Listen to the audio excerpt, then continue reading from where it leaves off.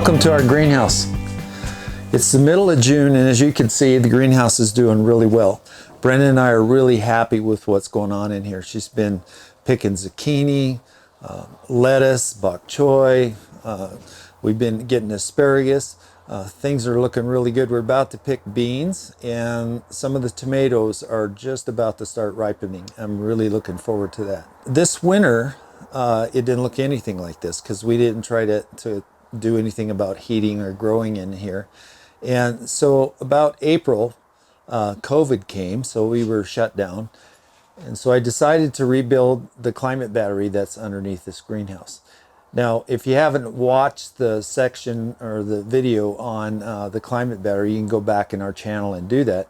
But just a quick introduction. Before I built the greenhouse, I dug a hole that was about 10 or 12 feet deep, 10 or 12 feet wide, and from here clear back to that shipping container back there. So that's about 60 feet.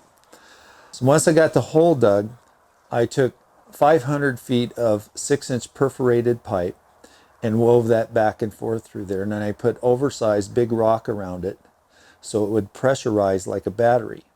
So the idea was to be able to take warm temperature out of the air during the day and put it in that battery and store it until it was needed for at night or on a cold day. And it worked really, really well. The problem was, although I had enough pipe, I just didn't have enough zones, so I wasn't getting enough airflow in here. So I was shut down for COVID, so I decided to make good use of my time and do something we needed to do, and that was fix this climate battery. So I dug a hole that was 12 feet wide and about 15 feet that way and about 12 or 13 feet deep, and accessed the existing climate battery and changed that into 4 zones instead of just 1. So I looked at that and I have a hole here. So why don't I put another zone in? So I got to thinking about it. And this is what I did. I insulated the sides so it would be completely compartmentalized. And I bought 300 feet of 3/4 inch PEX and about 400 feet of 3/4 inch PVC and about 200 feet of 6-inch corrugated pipe. And I put a layer of PEX in, tamped it in sand, and then put a layer of PVC in, tamped it in sand, then put a layer of the 6-inch pipe in, tamped it in sand, and did that whole thing over and over again until I had 3 layers. And so why the PEX, why the PVC? I'm glad you asked. That's a really good question. So the idea is to use this thing as a battery. I had some insulating block that I picked up from a friend of mine who was salvaging out of an aluminum plant, and they used it around the castings. So it was really, really good brick. So I put that on top for an insulation. So it's completely enclosed.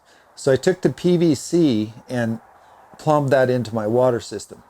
And so that 55 degrees water is cooling that down and holding that temperature in that box basically at 55 degrees.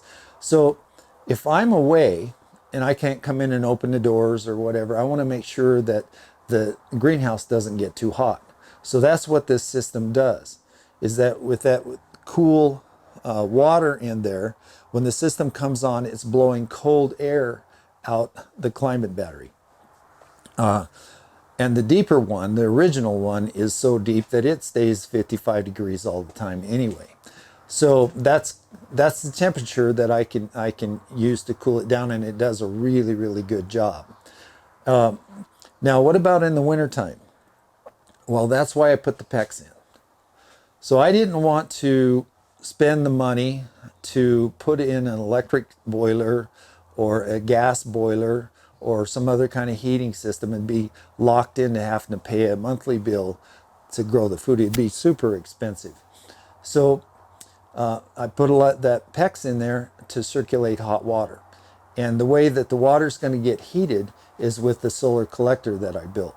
I took a 4x8 piece of highly thermal insulation and I built a box around that and then plumbed in a grid of 1/2-inch copper pipe, and I had copper flashing underneath that, and then I painted that black so it would absorb the heat. And that was a hard thing to do because, man, that copper was pretty. After I got that done, I put some corrugated polycarbonate on top of that and then trimmed it out and hung it on the wall here. I had picked up a used boiler, and with the thinking that I'd put a gas boiler in here eventually. The boiler was free and everything that was with the boiler was free, so it was a good deal. And one of the things that was in there was a pressure tank. And that's really important in this kind of a system because as water heats up and cools down, it expands and contracts. So you have to have some place for that to go. So I put that in the system, and it also came with a pump, a circulation pump. It was a really nice one, variable speed, so I put that in. So all I had to do was buy some PEX fittings, a little bit more of PEX, and some valves, and some thermostats.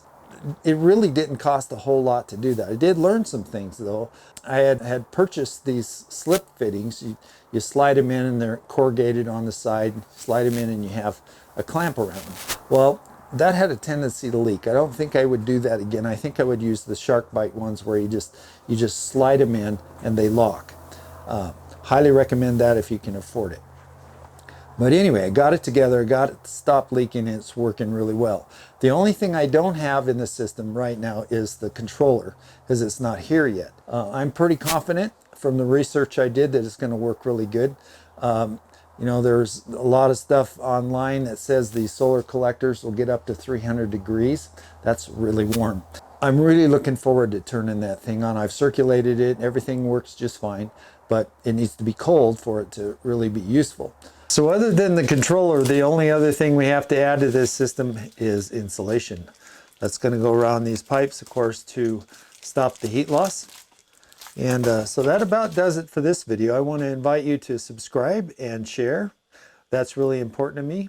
I really appreciate you doing that and getting the word out. And howtofarmandgarden.com. My mission is just to make information available so you can learn. I appreciate your comments about this video, and if you have anything to add or teach me, I really appreciate that also. Now, after this segment, when I'm gone, I'm going to go ahead and add about 15 minutes of B-roll and stuff that I took as I documented what I did to this thing. You know, I'm a videographer. I do that professionally, and I just hate to waste good shots. So if you don't want to watch those, I'll understand. But if you want to watch those, I'll understand that too. Anyway, I appreciate you watching. And until next time, blessings.